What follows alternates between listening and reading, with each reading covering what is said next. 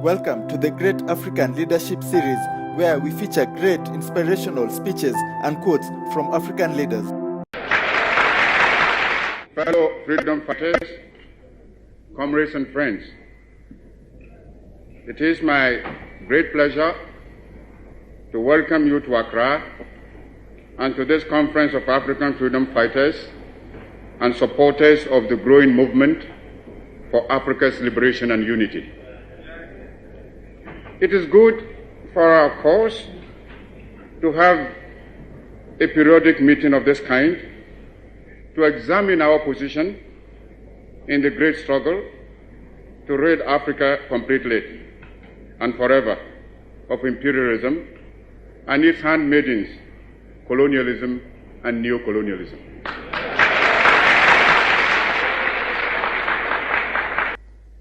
Africa is rich and not poor.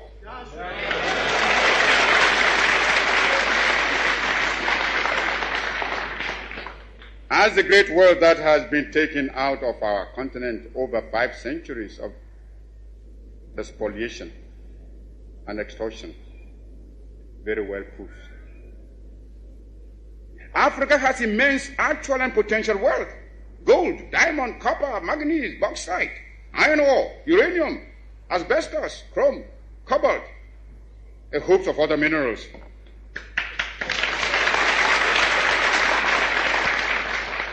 Our essential agricultural produce have all been drained away by colonialist imperialism. Africa is far from being poor. It is Africans who are poor, not Africa.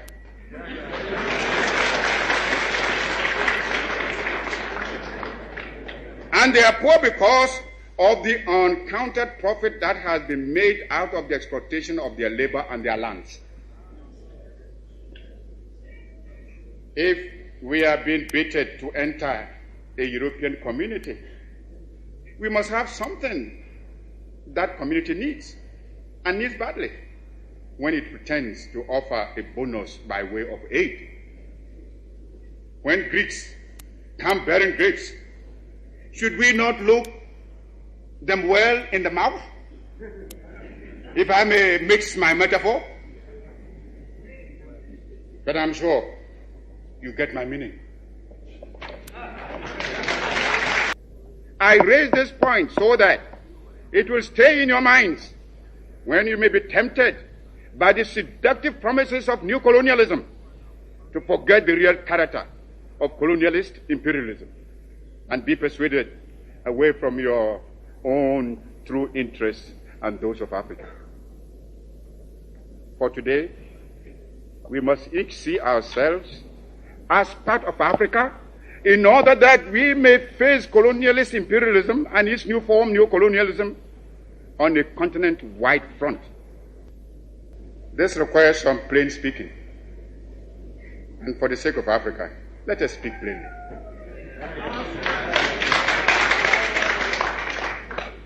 As I see it, our greatest danger stems from disunity and the inability to see that the realization of our hopes and aspirations, the realization of our objective of total African independence, and of our future progress and prosperity is inextricably bound up with the necessity to unify our policy and actions in connection with the continued struggle for independence and the greater task of economic and social reconstruction beyond it.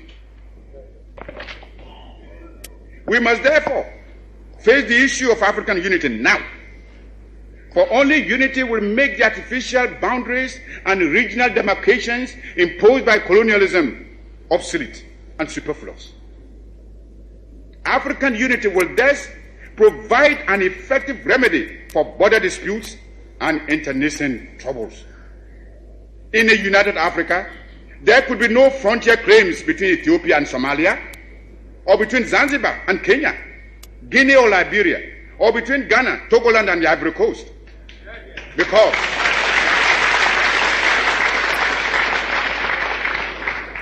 Because we would regard ourselves as one great continental family of nations. Some of the leaders, it must be confessed, do not see the struggle of their brother Africans as part of their own struggle. Even if they did, they would not be free to express their solidarity. These rifts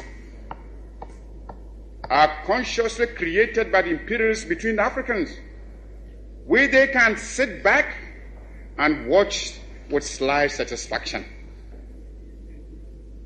as well as contempt for those who fail to see how they are being used against Africa's best interests. Regrettably, those states include some who were among the freedom fighters of yesterday and who haven't won their independence, are willing to drop it for some token aid, and thereby deny to those still struggling for freedom even their moral support. Here is a phenomenon against which all African freedom fighters must be on their guard and resist to the utmost. Even though I appreciate the difficulties facing us, I must admit, I find it strange to watch some of us returning willingly to the colonialist fold. This time, they don't even have the excuse of being forced to subject themselves to foreign domination. It makes one wonder, why so much effort and sacrifice and so many lives were given up to the achievement of independence in the first place, if it can only be so quickly and easily surrendered. We must begin to build immediately our own continental common market.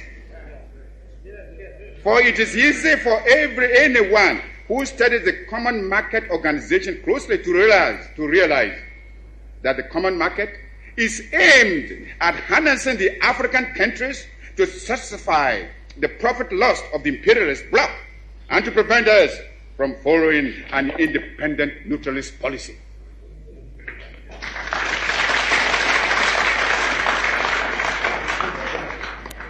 It is easy to see that the imperialists and the colonialists are determined to retain the African countries in the position of suppliers of cheap raw materials.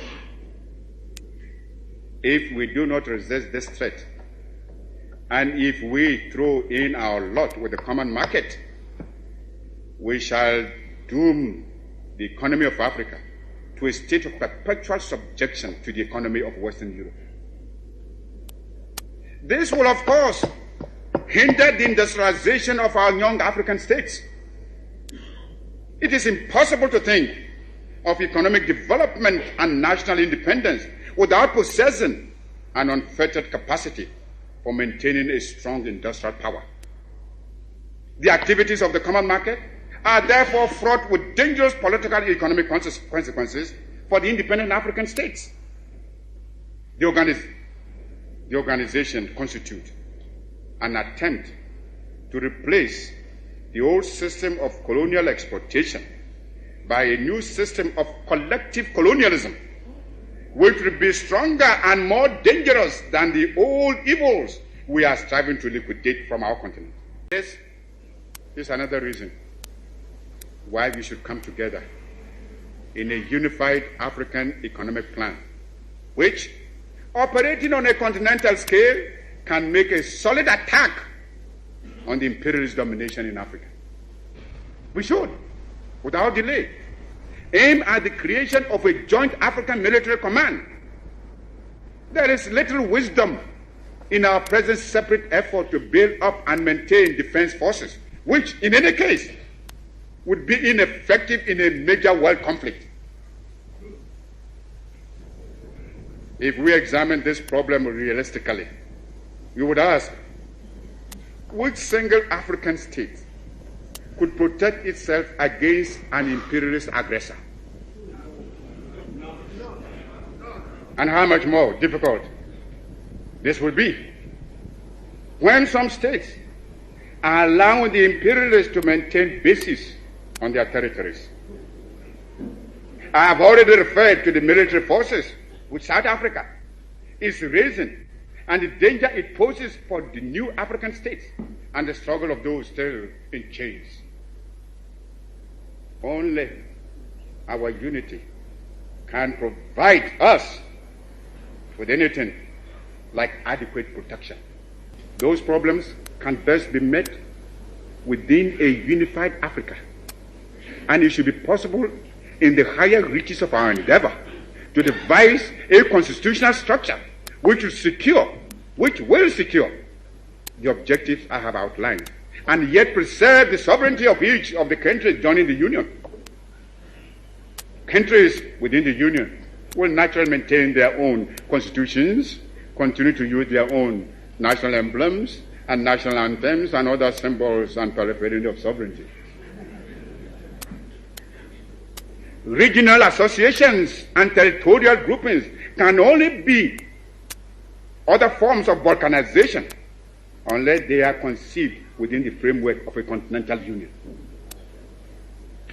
There are existing models which we can modify or adapt to our pattern.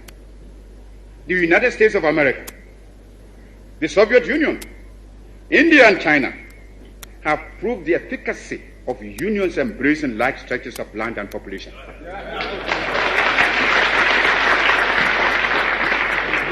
Long live African freedom fighters.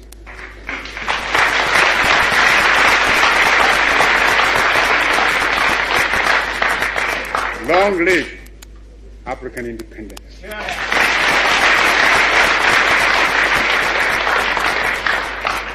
Long live your struggle. And long live African unity.